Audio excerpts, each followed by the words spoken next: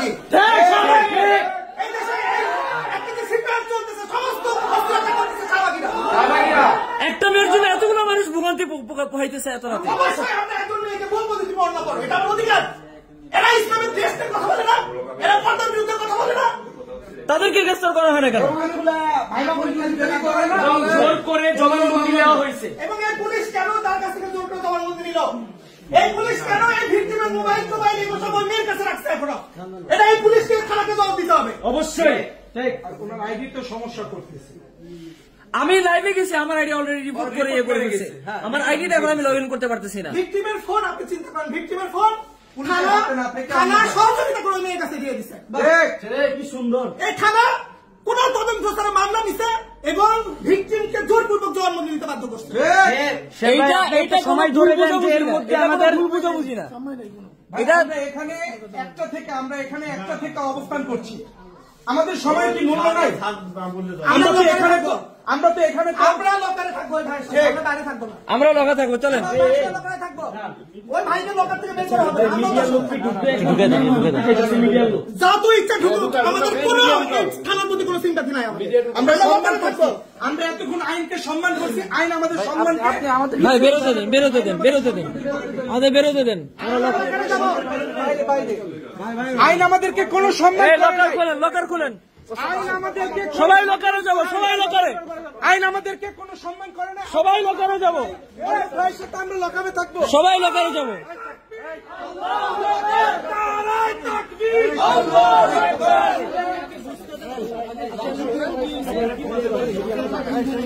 ভাই ওনারা কথাই বাড়াচ্ছে শুধু।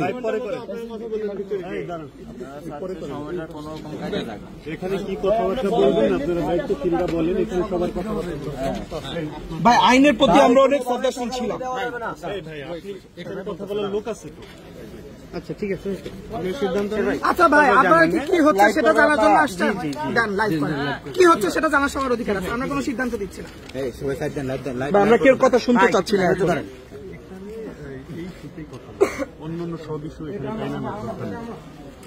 ভাই আমরা একটা সিদ্ধান্ত, আপনার যা মন চাচ্ছে আপনি বলবেন। ভাই আপনি যা মন চাচ্ছে আপনি বলবেন। দর্শক সাথেই থাকুন, যেটা লিগেল এটাই বলতে হবে। এখানে আমরা তো অপরাধী না।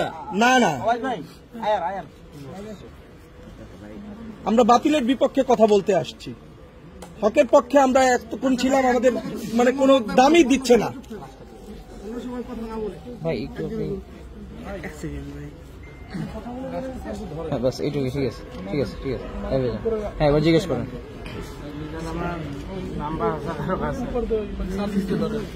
একটা মেয়ের জন্য এতগুলো মানুষ ভোগান্তি পাইতেছে, এখন সেহরির সময় যেতেছে, আর ওরা চিন্তা করতেছে ওই মেয়ে ঘুম থেকে উঠবে, সকাল হবে, নামাজ পড়বে, সেহরি করবে, সকাল 9টায় ও আসবে, এরপরে লিখিত অভিযোগ। এটা হচ্ছে যে রমাদান মাস, আমরা সবাই রোজা ছিলাম এবং আমরা তারাবির পরে আসছি। তারাবির সালাত, সারাদিনের রোজার ক্লান্তি সবকিছু নিয়ে আমরা এখানে থানায় উপস্থিত হয়েছি, বাধ্য হয়ে উপস্থিত হয়েছি।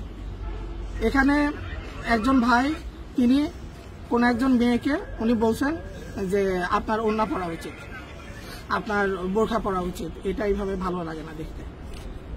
এতটুকু উনি বলছেন। এতটুকু বলার কারণে তাকে একটা রোষানলের একটা পাত্র বানায় নিচ্ছে পুরো একটা গোষ্ঠী। তারা তার বিরুদ্ধে যৌন হেনস্থার অভিযোগ নিয়ে আসছে, যেটা সম্পূর্ণ মিথ্যা, ভিত্তিহীন। যৌন হয়রানির মতো কিছুই উনি করেন নাই। তার বিরুদ্ধে ইফটিজিং এর অভিযোগ আনা হয়েছে, তিনি কোনো ইফটিজিং করেন নাই। তিনি অত্যন্ত ভদ্র ভাষায় শালীনভাবে সেই মেয়েকে বলছেন যে আপনি ওড়না পরলে বা আপনার বোরখা পরলে ভালো হতো, এভাবে উনি বলছেন। এটাকে উনি যৌন হেনস্থা বানাইছেন, এটাকে উনি ইফটিজিং বানাইছেন। এবং উনি যখন থানায় আসতেন তখন এই থানা কোনো তদন্ত ছাড়া, যে ব্যক্তির বিরুদ্ধে অভিযোগ, এই অভিযোগটা সত্য কি মিথ্যা, কোনো তদন্ত ছাড়া তারা বেশ কয়েকটা অপরাধ করছে। তারা এই লোকটাকে বাধ্য করছে ওই মেয়েটার পক্ষে জবানবন্দি দেওয়ার জন্য। ফলে লোকটা বাধ্য হয়ে তাকে ভয় ভীতি দেখিয়ে বলপূর্বক তার কাছ থেকে এই থানা তার কাছ থেকে বলপূর্বক জবানবন্দি দিচ্ছে, আমি জবানবন্দি দিতে বাধ্য হয়েছে। এবং তার ব্যক্তিগত সম্পত্তি, ফোন ইত্যাদি ব্যক্তিগত জিনিসগুলো এই থানা ওই মেয়ের কাছে দিয়ে দিচ্ছে, অথচ তিনি এখন গ্রেফতার।